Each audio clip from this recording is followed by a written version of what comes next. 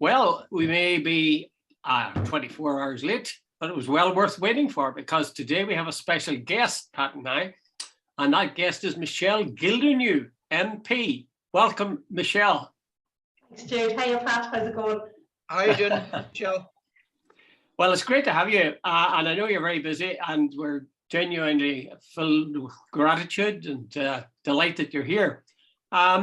So do you want to kick off, Pat? We'll sort of see how it goes, but do you want to kick off with Michelle, here's an open door penalty kick competition. Where do you think we are now in regard to the protocol is up in the air, Northern Ireland Assembly is up in the air, the political parties are up in the air. Where are we? I think we are in another crisis out of DUP internal party difficulties. The protocol isn't the reason for pulling the Assembly down, it's the excuse for it. And I think, we celebrated or commemorated, whatever way you want to put it, the inception, the 100-year anniversary of the inception of the state. And from the very start of the state that we now live in, unionism thought that their supremacy was always going to be, that they never would really have to treat us as equals.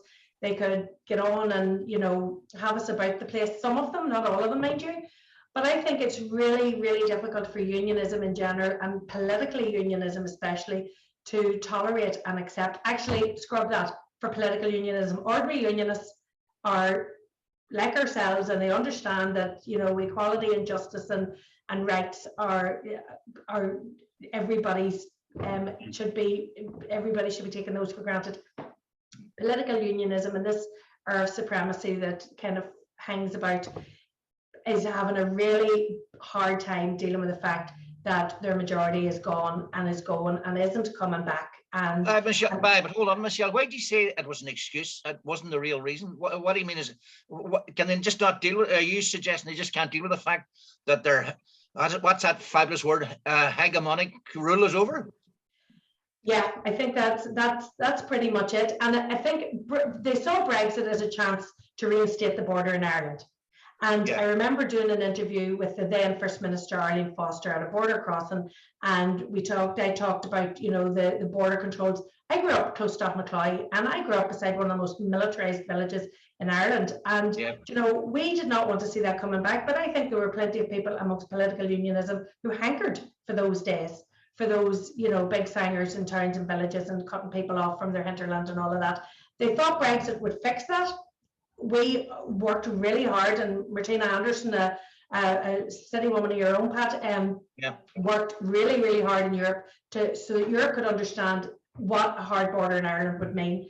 And she told them where to put it. Well, she told them where they could put it if they tried putting it up. She did. She told Theresa May where she could put it in fairness to. She was very polite to the Europeans.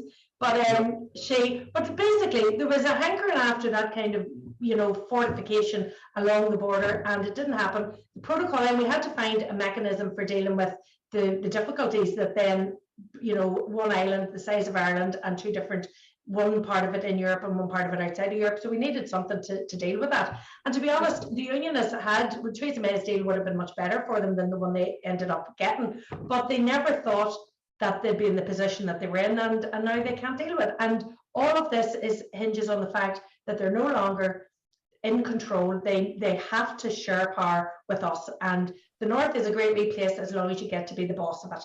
And those days are gone. They're not coming back. Big changes, obviously, in terms of population and in terms of, I suppose you could call it the assertiveness of the nationalist population. We saw a tremendous surge in Sinn Féin's seats in the South with the last election. Do you think if they set the bar very high for Sinn Féin for coming into this May election? In what way? Because are people expecting Sinn Féin to surge with the same, stunning victory that they had, or at least stunning performance that they had in the South in terms of the number of seats they got? Are they expecting something similar this time here, or? It'll not be that kind of surge. That surge happened for us in the last Assembly election, probably. Yes. So what we want to do is to maintain that, but we can't take anything for granted, and we still have to go out and ask the electorate to cast their votes for our MLAs. I think people understand how difficult the five-party executive is to deal with, and the fact that especially, I mean, COVID really showed the difference between ourselves and other parties who wanted a progressive liberal approach to dealing with all of this, where the DUP were just watching what happened in London and we're trying to follow everything that Boris Johnson did, and when he got it wrong, they wanted us to get it wrong. So I think people can see now that it's not the DUP versus Sinn Féin, it's collectively four parties pretty much on the same page on a lot of issues, and one party out to the side. For the DUP this week to say that they'd use a petition of concern against the integrated education bill, you know, that just shows that they're in a different place from all the rest of the parties. And I think that we'll hopefully maximise our seats. I don't think we're going to be necessarily the story of this election. We want to be consistent and to elect the MLAs, and maybe one or maybe two. Michelle, are Sinn Féin really serious? I know, and they're deep in their recesses of their minds and their hearts, wanting the Northern Ireland Assembly to come back. That's a very interesting question, Pat, isn't it? I honestly get the impression, like, why would it, as a Republican, would you want the Northern Ireland Assembly? Like the DUP have scored, in my opinion, and I'm only throwing this out as a sort of statement question, have scored an own goal in the sense that they have done something that Sinn Féin would only dream of. Well, we have to use the Good Friday Agreement as our template, Pat. And, you know, we are working through the strands in the Good Friday Agreement. You've seen the DUP riding a coach and horses through strand 2. Yeah. We had BIPA last week, which is under strand 3, but the strand 1 is now, you know, under serious jeopardy as well. But that's the template on which we're working. That's what we're working to. Now we know, and you know that we know that we never wanted that to be the end game, that we still wanted to proceed with a view to Irish unity, and that's still very much, as I'm a committed Republican, that's still my case. But I think if the Unionists are so short-sighted to throw away the Assembly, they'll never get it back. And they're teetering at that point right now. And depending on the outcome of the next election, I don't know who's going to be first or deputy first minister, but if Sinn Féin's in a position of taking on the first minister role, what are they going to say? No Catholics need apply. We don't want a shinner about the place. Be off with you. They'll never ever get it. But Michelle, the very fact that they're going around the houses not to answer that question. But the impression I'd say most even moderate nationalists are getting, the fact that unionists, neither Doug Beattie nor Jeffrey Donaldson, will argue that they or respond to the question, will you take the deputy first minister's job? And you know, they're using all sorts of pretexts not to answer the question, but it almost coming across like that. So if they don't take the deputy first ministers, what happens then? And I don't know, potentially they could go into opposition. They might do that.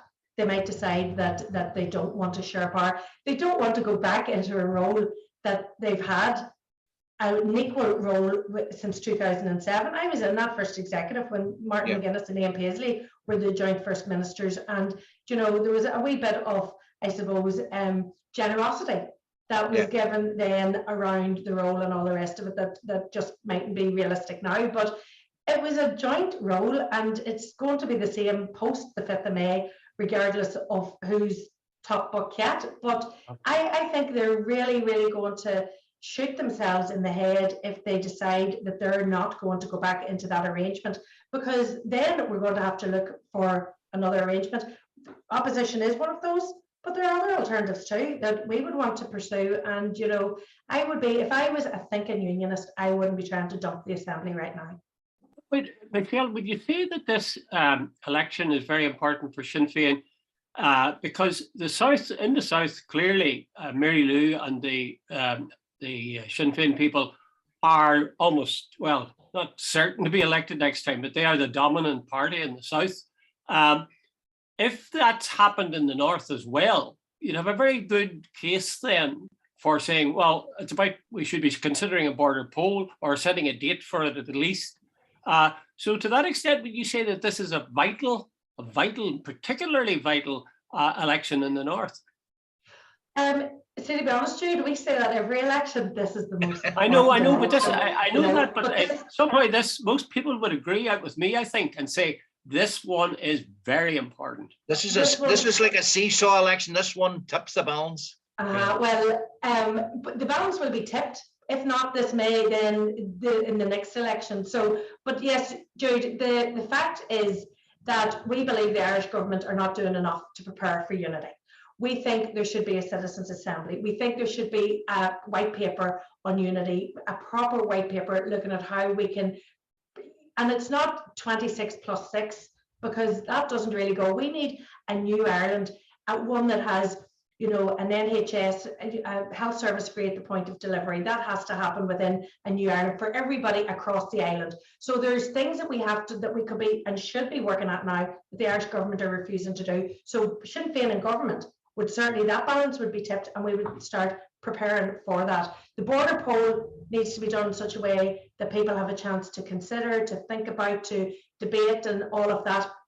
We need to learn from the Brexit election when the preparation wasn't done properly and they made a complete hames of it. But we need to learn from that and make sure this one's better. Would you agree with me that this is very important, because this election is very important, because that could get you to the point where the pressure would be on the South to produce a white paper and get down to the planning that they've been evading so far. So this really is almost more important than any election I can think of in the North. Absolutely, and that's why we're working to make sure that people come out and cast their vote. We still have the opportunity for anybody who won't be here in person or will be maybe doing it shifts or whatever and can't vote. They can still apply for a proxy vote or a postal vote. Yeah. They need to do that now and get that, secure their vote, because this will be an election in a generation. But you mentioned the last election that there was a terrific surge from Sinn Féin in the North, and that was the crocodile election. I mean, that insult was key to the galvanizing of the Sinn Féin vote. Do you foresee an alligator or a bloodhound or some other gaff that would give? You're struggling there, Jude.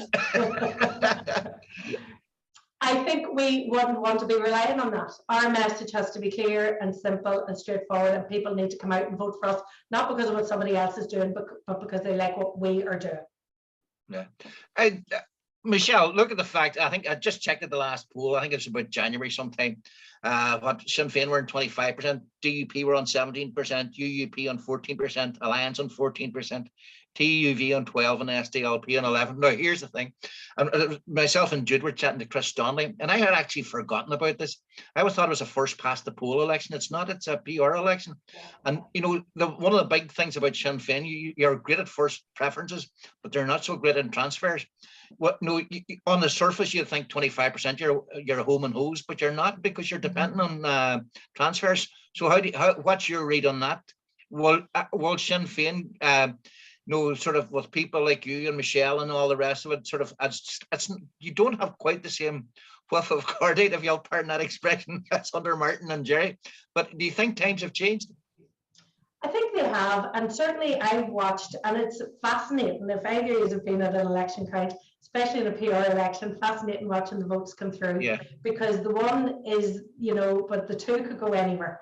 And I've seen lots of times that Sinn Féin candidate has got 2s and 3s of unionists, and that's probably a unionist vote that they've been impressed by their local candidate and they're voting for Sinn Féin. So you see all kinds of permutations, but yes, transfers are very important. And I think we need to remember that every time there was a crisis in the executive, that 4 parties were pretty much on the same page, and one party was out of kilter. Now that other party will get transfers and pick up transfers, I've no doubt, from the TUV. Yeah. But I would like to think that anybody who felt that the rest of the parties in the executive were doing a good job, that they would transfer down the line. And would you expect many from the SDLP? Sorry? Would you expect many second preferences from the SDLP? I would, and I would imagine Sinn Féin transfers will go to the SDLP as well. Yeah. So I would expect that. Yeah. Michelle, before we move on a wee bit, your particular seat, it goes up and down like a yo-yo. One time you're winning by what, 3,000 or 4,000 votes, then the next day you're down to, what is it, 57? Depends whether the unionists all gang up or go separately, isn't it? It is, yeah. My biggest majority was actually that year, Pat, that I met you in your office in Derry. Yeah. And that was when Arlene Foster and Tom Elliott both ran. Arlene's strapline in that election was, your next MP will be a woman, make sure it's the right one. And then my smallest majority was reduced from 4 votes to 1. So yeah, I'm always trying to keep it interesting for you, Pat. You know, us political anorex like to have something to sit up for. But no, I mean, seriously, I can make a joke out of it, but to see those elections in Fermanagh South Tyrone that we win by a handful of votes, generally speaking, they're unionist votes. There's thousands and thousands of people vote for me in this constituency based on the work that I do and the representation that they get. And they know I'm not going to be taking my seat in Westminster. I'm an active abstentionist. They know what they're voting for. And I think that you know, principle is something that people know. At least she says what she's going to do and she does it. So we respect that about her. How would you handle the charge that people make, Michelle, that given that you're an abstentionist MP, that it's very difficult for you, or you're losing something in terms of representing the people that are voting for you? Or is that a misconception to say because you're not appearing in the chamber that you're not doing the work? It's a misconception, and I spoke at a debate in UCD last week where that came up, and in the whole run up to Brexit, and people were saying, "Would you not go in and take your seats and vote?" We knew that if we went down into a lobby to vote, that it would be so counterproductive, because dozens and dozens of people who intended to vote in one way would vote another way because they wouldn't go in. And at that stage, the SNP had over 60 MPs who were appearing in the chamber and voting, and it didn't make a button of difference in Scotland. You know, they voted similarly to ourselves, but ultimately the Scottish MPs couldn't make that big a difference in Westminster. It's so badly stacked, Jude. There's so many English MPs versus Wales, the north of Ireland and Scotland, that you're just outnumbered all the time. So it's not a good system for any kind of the devolved regions. So we're in Westminster. I was there last week. We had the ABC launched their City of Culture bid in Westminster. We attended that along with all of the MPs from all the other political parties.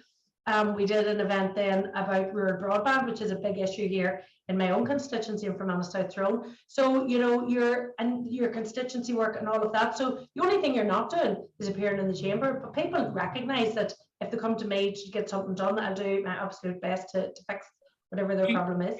Do you prefer working in Westminster, or would you rather ideally be an MLA? I really enjoyed my time as an MLA. I was on the health committee for a while. I loved that. I was the agriculture minister. That was just my best job ever. But I enjoyed. What was so good about it? What was so good about it? What was so good about the farming background, Jude? Yeah, and Jude knows this. But do you know, rural people are the salt of the earth, and to feel that you were being their advocate and their voice in the executive, and whether it was on isolation and loneliness, broadband, mains water, the European issues, farming as well, but rural development and forestry and fisheries and everything. It was just they're the best people in the world, and it was an honour and a privilege to represent them, and I just loved that job. How did you find relations with the Ulster Farmers Association? I always got on well. I mean, there's always a bit of cut and thrust. It's a largely unionist organisation. Wouldn't that be a fair thing to say? They are, but I have to say, Jude, one of the first public events I did was for the UFU in Lisburn, and Marianne Fisher-Bone was there as well. And the UFU were very welcoming and very open, and I had a fair wind. And right from the start, they knew I'd been the agriculture spokesperson for a while before that. They knew I wanted the job. I think that was very important. They knew it was my choice. I wanted to be agriculture minister. So from that's fairly symbolic, but it was very important for them to know that the agriculture minister had asked for that job and wanted to do her best to deliver for people. And to be honest, they're still the best people in the world. You know, Irish farmers and farming and rural communities are brilliant people. And, you know, it just, I do fear for how Brexit and how, you know, all of that is going to impact upon them. Losing the single farm payment is a terrible blow, and our farmers in the north are going to be at such a disadvantage to farmers in the south that I can see it becoming very unsustainable in a short period of time. Enjoy your work as a politician. Love it. Yeah. What's the best part about it? What's the best thing about it? Getting things done. Somebody coming to you with a problem and you going, okay, I'll try this first, and if that doesn't work, I'll try this. And I'm very good at not taking no for an answer. you You know. find people are respond with gratitude. Oh, they do, surely. They do. And, you know, when I say gratitude, my gratitude is votes and that support. But no, I love the people I work for. And wherever you go from Anna South Tyrone, you're welcomed with open arms. And it's just such an honour to serve people. That's what. What about the other end then? What's the worst bit? Probably the ability to have a proper work-life balance. It's very difficult. And I raised 3 children and throughout my political lifetime, and breastfed, and you know, went through all sorts of difficult complications in pregnancy and all of that. And that was probably your public property. So it was very hard to set time aside for the family and have that protected. Michelle, moving on, Jude's very fond of people like Michael McDowell and Stephen Collins and Ruth Dudley Edwards. And so, no, and anybody else you can think of. One of the things, come the next election in the South, it's going to be a tipping balance election there as well, because the old established parties, Fianna Fáil and Fine Gael, have ruled the state since since its inception. And it looks, and Judas mentioned it already, that Sinn Féin are on their way to the top spot in the South. So you can watch the next election. Everybody's going to be coming out. All the people that have got an agenda are going to come out. And one of the things we're going to say about Sinn Féin is, it's a strange party that Martin McGuinness can nominate Michelle O'Neill as the first minister without an election, and there's all it's run by a secret cabal from West Belfast, and it's not a normal party. How do you counteract that sort of comment that comes out fairly regularly now? And in fact, it's going to get much worse, obviously. I actually think that when RTE did the hatchet job on the Claire Byrne show last week, I think that actually was counterproductive. It kind of backfired on them. But I'm just listening with wry amusement, Pat, because as far as I know, Ivana Bacik is going to become the leader of the Labour Party on the 25th of March, having not been contested in that election. So there's very much a sort of a feeling, a sense, especially dealing with Southern politicians, it's kind of do as I say, not do as I do. And, you know, all the ills of the past 100 years and the things that were done so badly wrong, like people right along the border communities were as much left behind as we were. And you go to any village along Leitrim or Monaghan or you know, Donegal, and you see the poverty and the fact that, you know, there's still a big difference between the haves and the have-nots in the 26 counties. And I think those people are recognising now that 100 years of Fianna Fáil and Fine Gael hasn't worked out for them, and that they're prepared to give someone else a try. And that's where the fear comes in, and they'll do everything. I am quite sure the next election will be absolutely bruising, and that the word in their dog will be ganging up on us to try and make sure that people don't vote first. But people, at the end of the day, I watched an interview with a Russian POW yesterday, and he said, you can invade a country, but you cannot invade the people. And I certainly took a resonance from that, but I think the people in the 26 counties a lot of them were left behind, same as us, and they are finding their voice, and they're going to vote in a way that says, no, we need to try something new. Do you see yourself still as a socialist party, by the way? Sorry, Jude. Okay. Absolutely, absolutely. Especially the more I see of what Fine Gael and Fianna Fáil do in the South, I think, you know, we're way out. But I think, you know, we want to work for people who are struggling, and that means that the working poor, whether you're, you know, you don't have to be on benefits to be the people that we want to fix and to help. And, you know, there's so many families like my own where you're paying childcare that's equivalent to a mortgage, and, you know, you're working all the hours God sends, and you're spending a fortune. It's going to get worse too. You know, rural people have to travel further to work and to school and all of that. The cost of living crisis is going to hit rural people worse than it'll hit people in the towns, and we don't have access to, you know, the alternative transport like public transport and all that you have. So, you know, we are definitely going to find it. And yeah, I think we have a tough time ahead of us, and we want to ensure that we look out for those people who have been treated very badly north and south by politicians who really don't care. Do you expect that the election in the north is going to be very tight compared to as Pat pointed out at the beginning, in terms of the opinion polls, when placed alongside the opinion polls, you know, you're way ahead, 8 percentage points, or at least 5. But do you see the election as being much tighter than that and the number of seats? I do, and partly because of the way our constituencies are carved out. And that doesn't always work in our favour. But I know the last time we won, we had 2 candidates going into the last election. We went from 6 seats to 5, and we won 3 of those 5 seats. That was an amazing achievement. I mean, and opinion polls are grand, but the main opinion poll is the one on the day. It's the election, and we still have to convince enough people to come out and vote for Sinn Féin candidates across the board. So yeah, I would say there'll be seats that we'll be struggling, and we'll take the 5th seat. So I wouldn't go on the opinion polls or the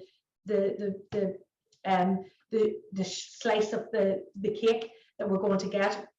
It's about votes at the end of the day. Are there any key particular constituencies that people should keep an eye on?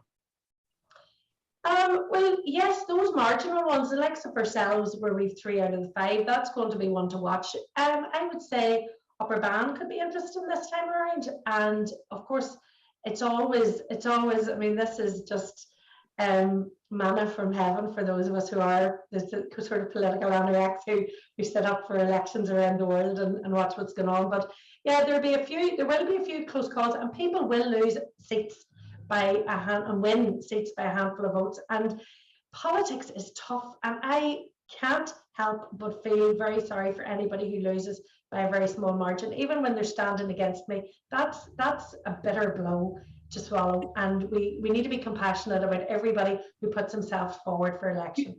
Do you like elections? I mean, are they sort of get the blood pumping, and you're really Jude, is that not like asking somebody, are you a masochist? No. I think if I was a politician, I mean, that's the point. It's like an athlete competing. You do all the training, and then on the day, that's where you're really. And so you go in and somebody's door and get abuse. Do it. What do you say, Pat? No, I said you go and knock on somebody's door and you get abuse. You really like that? Well, I'm thinking of the count actually, not so much the your door. Go ahead, Michelle. We're interviewing each other. Don't worry about me. I love elections. Do you know what? It is because all year you're so busy, you're running to meetings, and I'm in Dublin for a meeting in the morning. I was in London and Dublin both last week. You're flat out at election time. You get a wee bit of space to go out and canvass, and it is the best thing, engaging with people. You're on their doorstep, they can talk to you. It's a two-way flow of communication. You're there to listen as well as to talk. And then the count and everything else. No, I love it. I love the whole bit of it.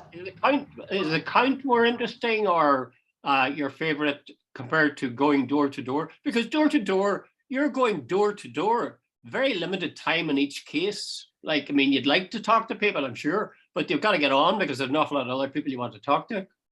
So is the actual count where you enjoy it most, or not? No, I enjoy both. And you know what? Sometimes I know if there's canvas teams are out with me and they're going, Jesus, we'd have that estate done in an hour. And she's with it, and it's took 3.5 and we're only halfway around it. So I do tend to talk too much, but it's just, that engagement. Yeah, but no, the count's great, but the canvas is really what drives me. And I've seen me going out for a night's canvas and I've just been so tired. I'm thinking, I can't do this. I'm just wrecked. And you go out and the first person you're talking to, it's like getting your batteries recharged and just making people fixes you. That's great. I get a real high out of people.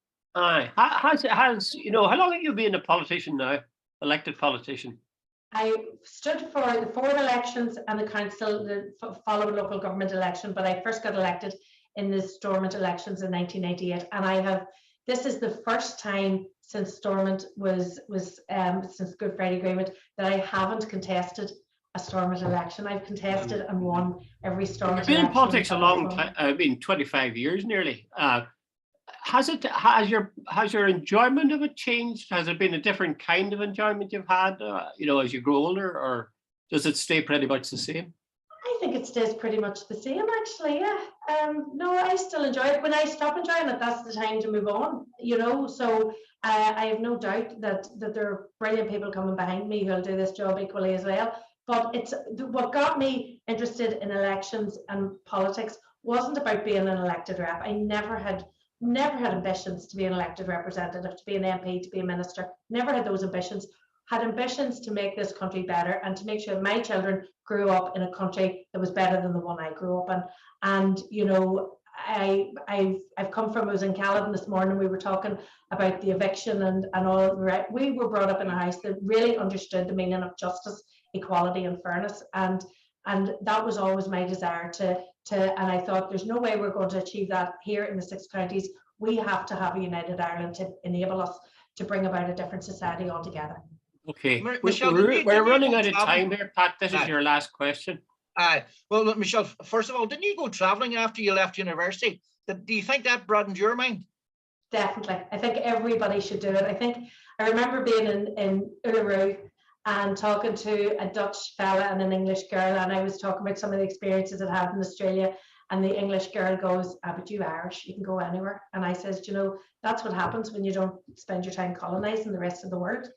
You know, so you can go anywhere. And yes, I would say any young person from a unionist tradition who goes abroad finds out what it is to be Irish. And however they feel, whatever their identity is at home, when they go abroad, they're Irish and they're glad to be Irish. And I think it should be, every young person should have the ability. Jude, let me ask one more question and then I'll. Oh, very quick, Pat, because I want to ask one myself. Okay. Now, by the way, what do you think is going to be the main theme of the election on 5th of May? I think it's going to be that things have to change. Things have to be different. We can't keep having the DUP threatening, you know, institutions. The petition of concern has been abused so many times. We just need a system that works for people. And if the DUP can't embrace that, then, you know, people need to make that decision for them. Okay. My last question is this, Michelle. Do you think you'll live, well, actually, threefold question. Do you think you'll live to see a united Ireland? Do you think Pat will live to see a united Ireland? Do you think I'll live to see a united Ireland? Be careful how you answer that, Michelle. Well, I once said that I thought Joe Cahill would live to see United Ireland, but I was wrong there. So, but yes, boys, I think change when it comes will come very quickly. But we need to do the preparation and the planning. It has to be change that is properly prepared for, and we need to make sure that people come with us. So yes, I think the next 2 to 5 years will be an important time for that transition and the change, and talking about what we envisage a new Ireland should look like. Michelle, thanks very much. That's really, I've enjoyed it. The time flies whenever you start, you know. It's been an honor. Thanks very much, Michelle. Okay. Thanks for we'll interview you again after the election. Yeah. All the best. Thanks, boys. All the best, Michelle. Thanks, Michelle. See ya. Take care.